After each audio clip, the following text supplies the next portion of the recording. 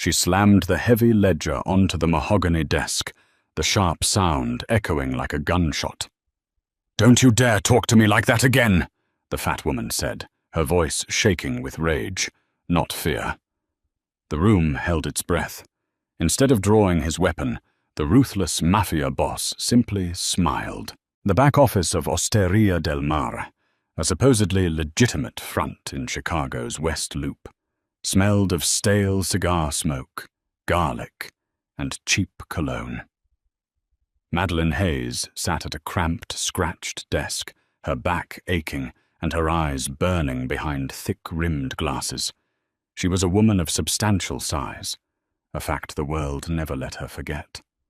At 280 pounds, Madeline was used to the whispers, the sideways glances, and the blatant disrespect.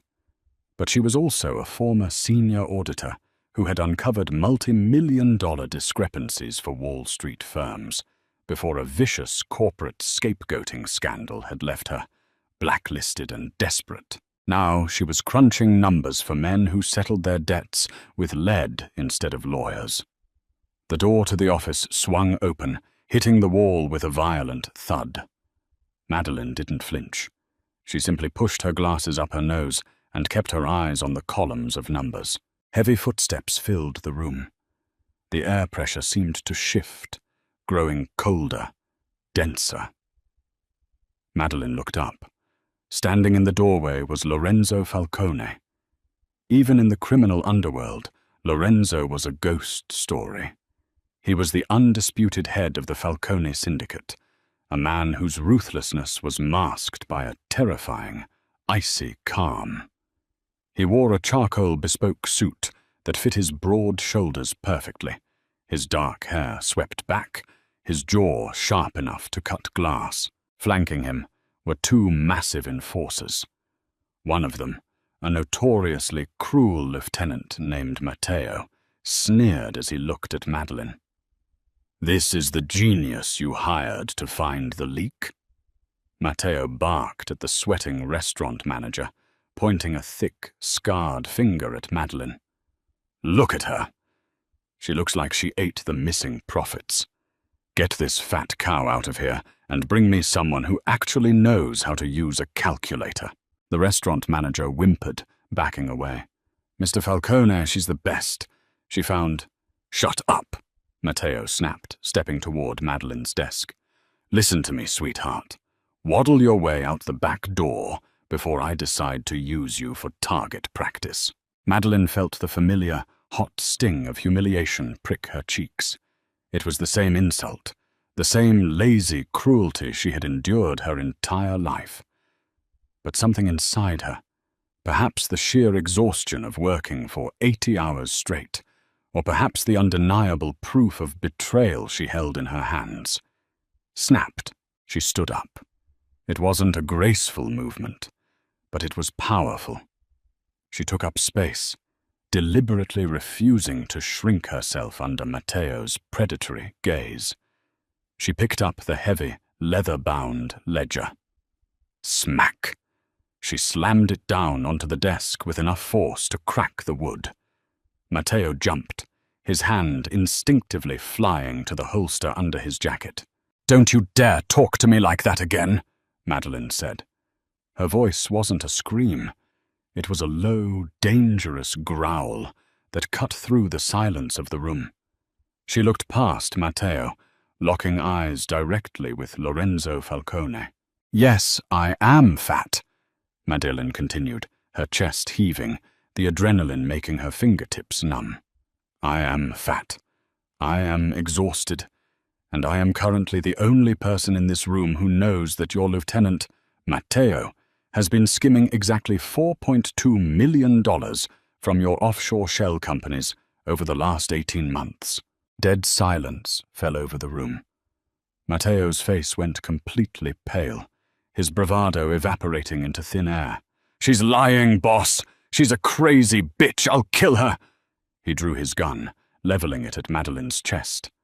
Madeline braced herself for the impact. She closed her eyes, her heart hammering against her ribs. "Put the gun down, Matteo," a voice said. It was soft, almost a whisper, yet it commanded absolute obedience. Madeline opened her eyes. Lorenzo Falcone had stepped forward. He wasn't looking at Matteo. His dark, impenetrable eyes were fixed entirely on Madeline. He tilted his head, studying her flushed face, the defiance in her posture, the way she refused to back down, even with a loaded weapon pointed at her heart. And then Lorenzo Falcone smiled. It wasn't a cruel smile. It was a smile of genuine, captivated amusement.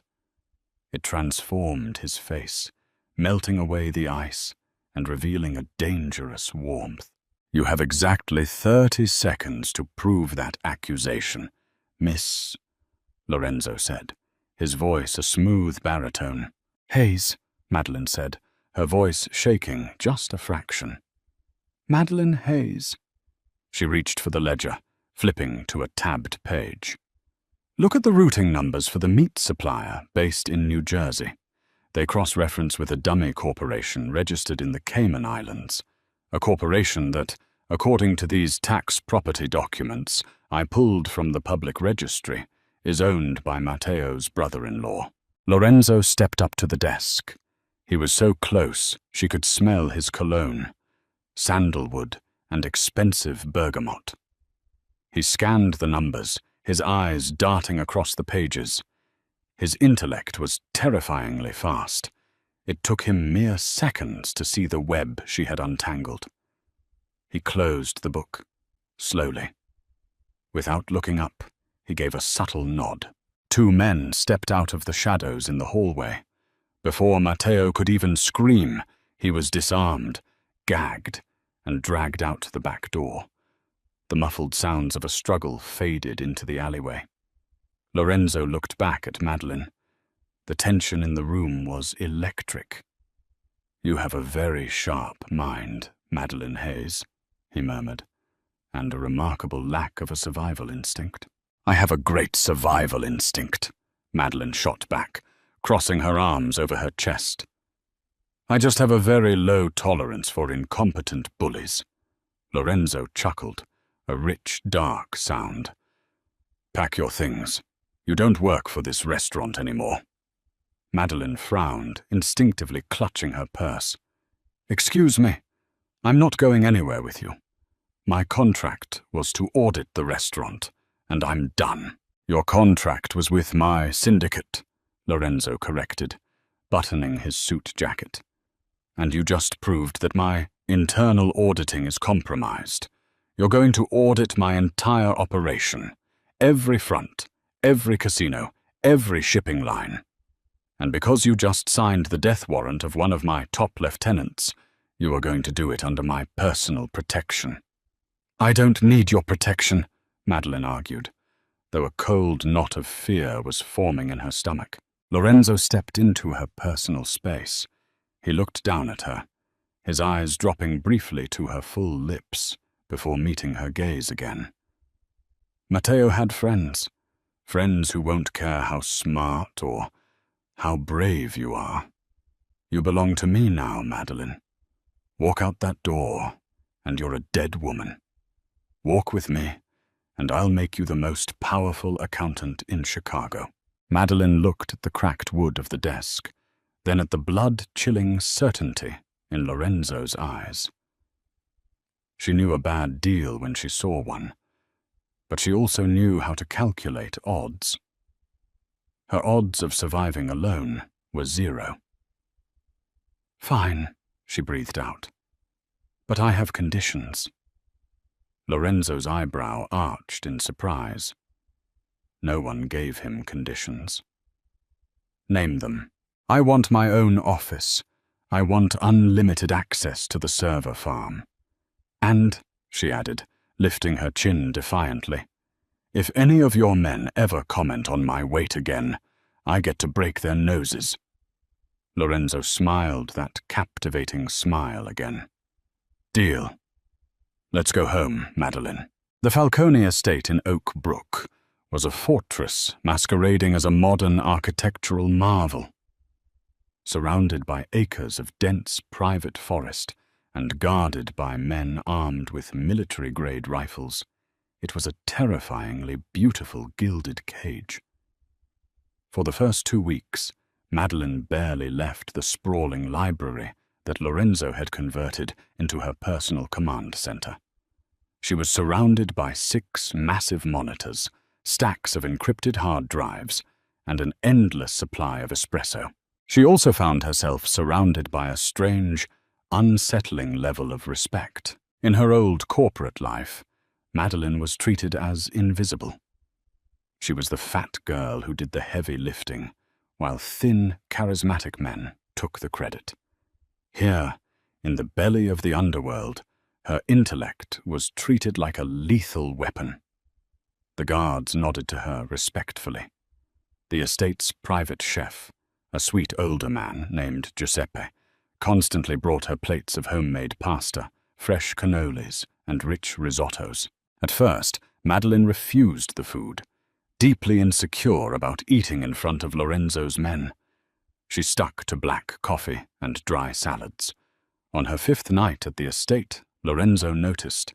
It was past 2 in the morning. Madeline was rubbing her temples, staring at a discrepancy in a Vegas casino's cash flow, when the heavy oak doors of the library opened. Lorenzo walked in, carrying a silver tray. He set it down on her desk, right over a stack of printed spreadsheets. On the tray was a massive slice of warm lasagna and a glass of robust red wine. "Eat," Lorenzo commanded softly, taking a seat in the leather armchair opposite her desk. Madeline sighed, pushing the tray back a few inches. "I'm fine, Mr. Falcone. I had a salad earlier." "You worked for 18 hours straight, Madeline. A pile of lettuce is not going to sustain that brain of yours," Lorenzo said. He leaned forward, his dark eyes stripping away her defenses. "Why are you starving yourself in my house?" "I'm not starving myself," she lied, looking away. I know what people think when they look at me." "I know what people think too," Lorenzo said quietly. "People look at me and see a monster, a killer. They see the blood on my hands before they see my face." He stood up, walking slowly around the desk until he was standing right beside her chair. "What do I see when I look at you, Madeline?" Madeline's breath hitched. She looked up at him, her heart beating wildly in her chest. "I don't know," she whispered. "I see a woman who commanded a room full of killers without a single weapon," Lorenzo said, his voice dropping an octave. He reached out, his knuckles lightly brushing against the soft curve of her cheek. Madeline shivered at the contact. "I see a woman who takes up space in a world that tells her to shrink. I see power, Madeline. I see beauty. So eat the damn lasagna. You have nothing to prove to anyone in this house." Tears pricked the corners of Madeline's eyes. It was the first time in her life a man had looked at her body, at her fullness, and seen it as a symbol of strength rather than a flaw to be tolerated. She picked up the fork, took a bite, and closed her eyes at the rich flavor. Lorenzo watched her eat, a dark, primal satisfaction gleaming in his eyes. From that night on, the dynamic between them shifted. It was no longer just a boss and his captive accountant. There was a magnetic pull, a slow, burning tension that crackled in the air every time they were in the same room. But Madeline couldn't afford to be distracted. The deeper she dug into the syndicate's finances, the more horrifying the picture became. Matteo hadn't been acting alone. He was just a pawn. 4 weeks into her audit, Madeline hit a firewall. Someone was actively trying to block her access to the accounts of a dummy construction firm based in Detroit. She spent 3 agonizing days writing a custom decryption script to break through. When she finally bypassed the security, the truth hit her like a physical blow. Over $50 million had been funneled out of Lorenzo's primary holding companies. The money was being routed to shell companies owned by the Volkov Bratva, the ruthless Russian syndicate that was actively trying to muscle Lorenzo out of the Chicago port territories.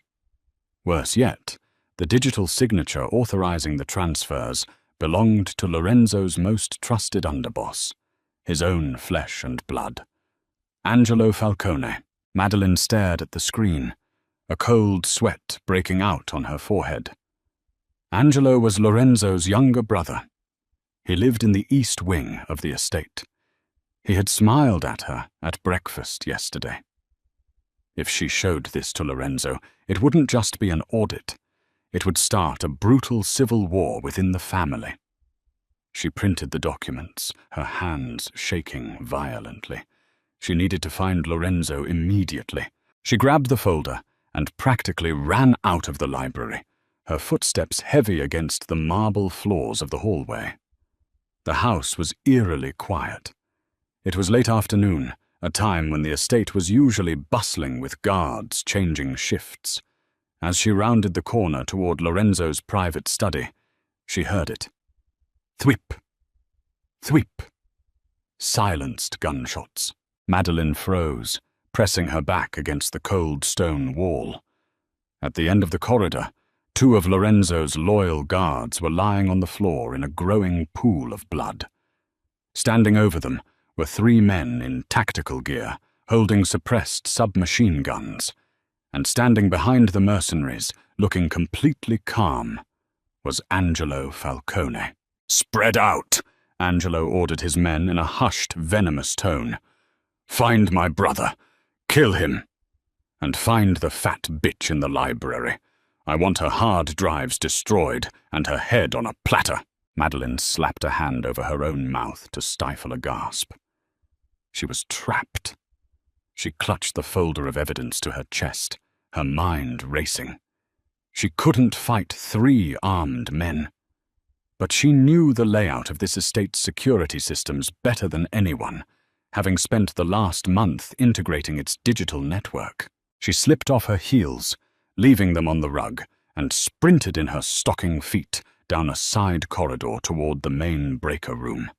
If she could cut the power and trigger the analog lockdown protocols, she could trap Angelo's men and give Lorenzo a chance.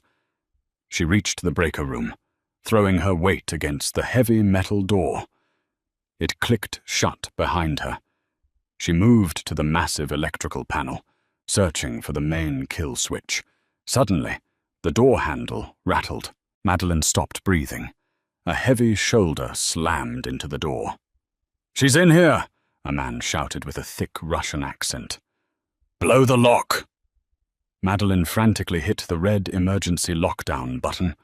The alarms began to blare, a deafening siren that echoed through the estate, and heavy steel shutters began to slam down over the windows.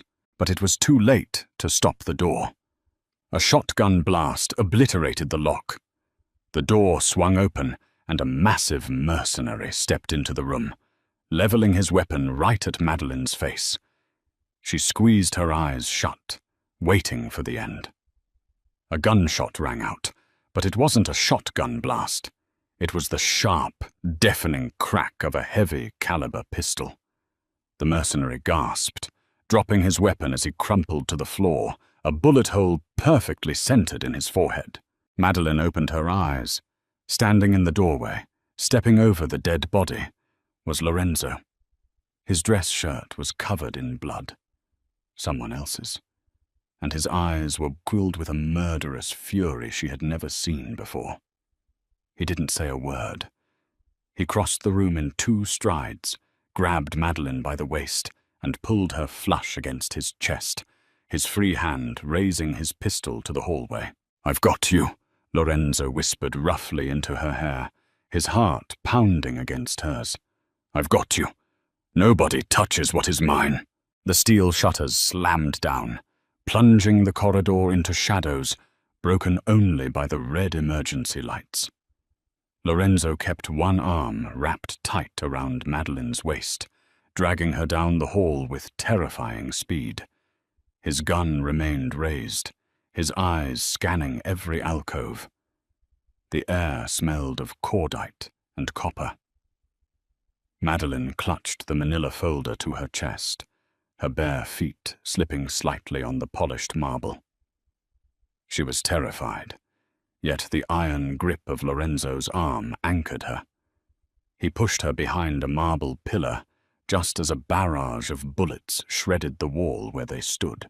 "They breached the west wing!" Lorenzo snarled over the deafening gunfire. He popped a fresh magazine into his pistol, his face a mask of calculated fury. Angelo sold out the entire perimeter. Madeline forced her breathing to slow. Panic meant death. "The lockdown protocols sealed the main exits," she yelled back, her voice remarkably steady.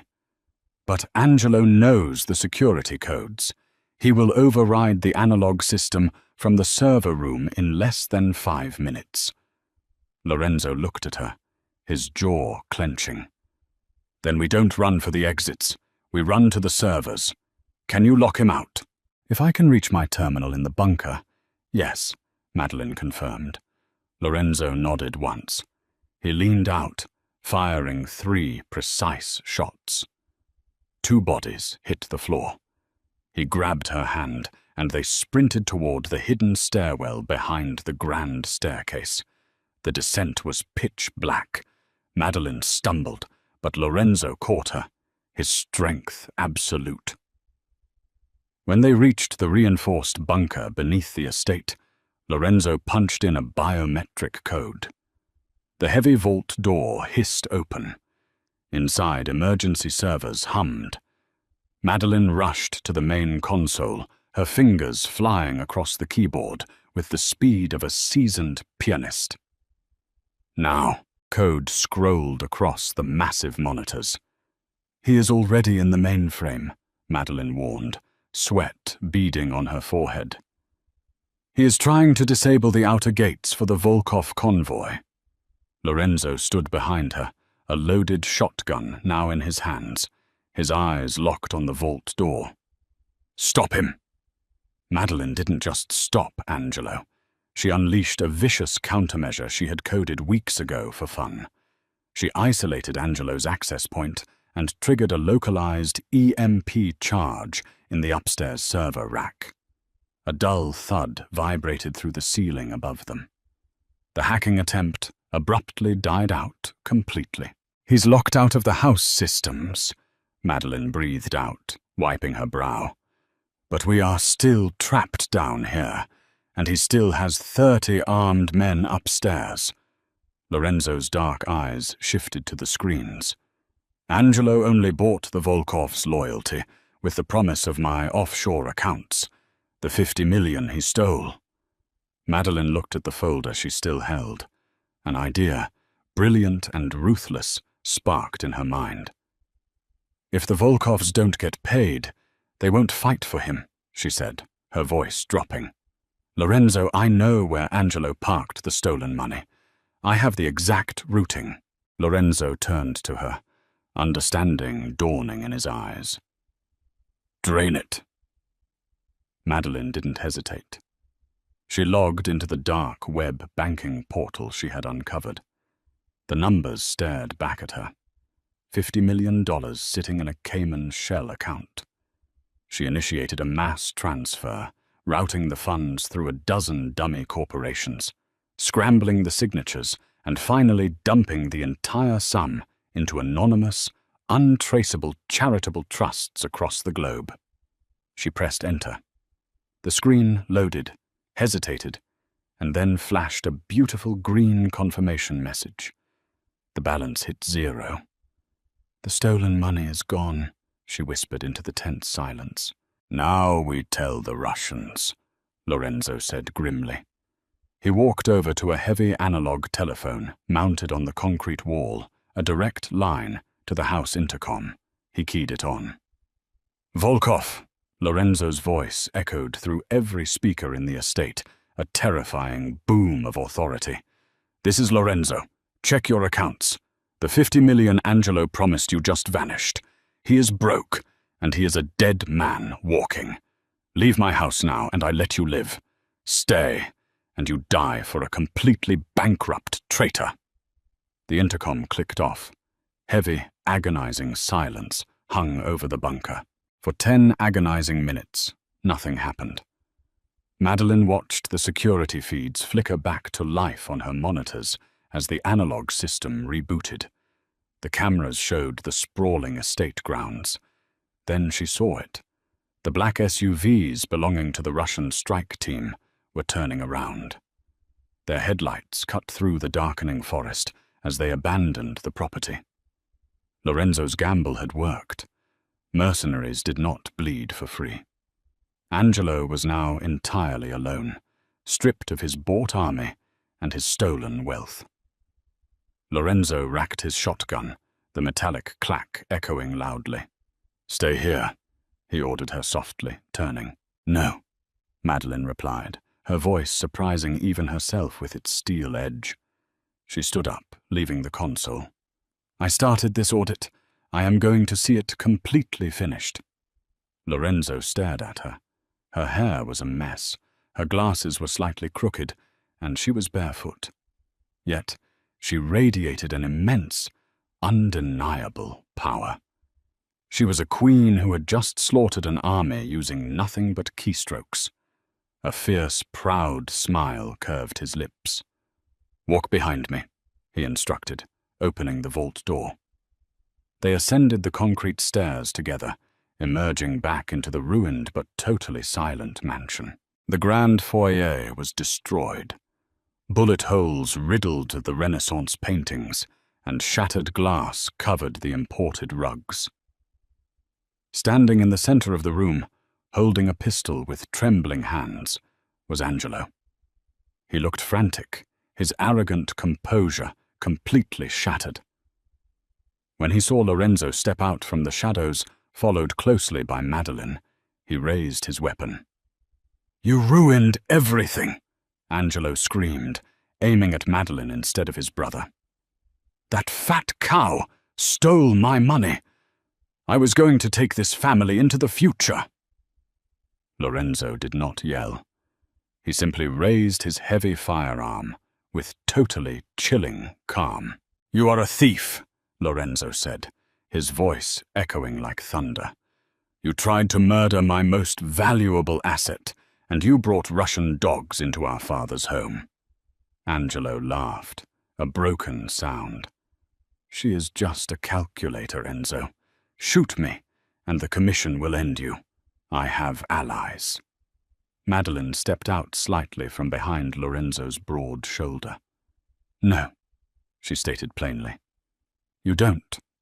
I forwarded the encrypted ledgers detailing your betrayals to every boss on the National Commission exactly 10 minutes ago. They all know you stole from the family fund to pay outsiders." Angelo froze, completely stunned. The realization crashed over Angelo. He was excommunicated, a dead man. In a final desperate act of rage, he pulled his trigger. But Lorenzo was faster. A single gunshot deafened the room.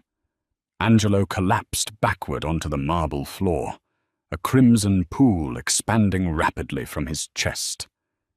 The echoing silence that followed was absolute. Lorenzo lowered his weapon, his chest heaving. He did not mourn the traitor bleeding out before him. He turned around, holstering his gun, and looked down at Madeline. She was shaking, staring at the fresh corpse. Slowly, gently, Lorenzo reached out and lifted her soft chin.